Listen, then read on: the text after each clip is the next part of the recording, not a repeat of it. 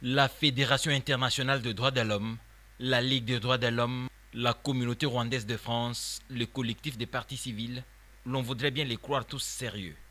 Ils ont déposé plainte contre Charles Onana pour contestation du génocide des Tutsis, incriminant son livre Rwanda, la vérité sur l'opération turquoise, quand les archives parlent, édité par l'Artilleur en 2019. Charles Onana sera devant les juges de la 17e chambre correctionnelle du tribunal judiciaire de Paris le 7, le 8, le 10 et le 11 octobre pour se défendre. Ces organisations se battent en réalité contre l'histoire. Le génocide a eu lieu. Charles Onana le dit. Les protagonistes de l'époque, dont Paul Kagame, s'en sont servis comme alibi pour déstabiliser dans la durée la République démocratique du Congo. Charles Onana le dit aussi et référence ses écrits. Derrière le procès contre Charles Onana, on y voit la main de Paul Kagame, qui a déjà tenté un procès contre Charles en 2002. Ce sont donc des retrouvailles entre un criminel et un écrivain.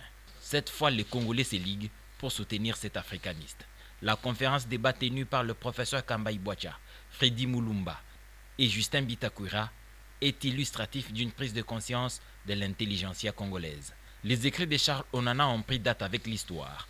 Autant les travers de Léopold II dans sa quête du caoutchouc ont été dénoncés par certains écrivains occidentaux comme Edmond Morel, la cruauté de Paul Kagame est dénoncée par un Africain, Charles Onana.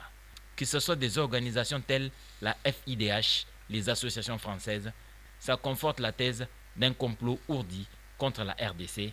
Jacques Matande, un journaliste congolais de la BBC, avait payé un lourd tribut pour avoir interviewé Charles Onana pour BBC, la très réputée radio libre d'opinion. Kagame et ses lobbies ne vaincront pas la vérité.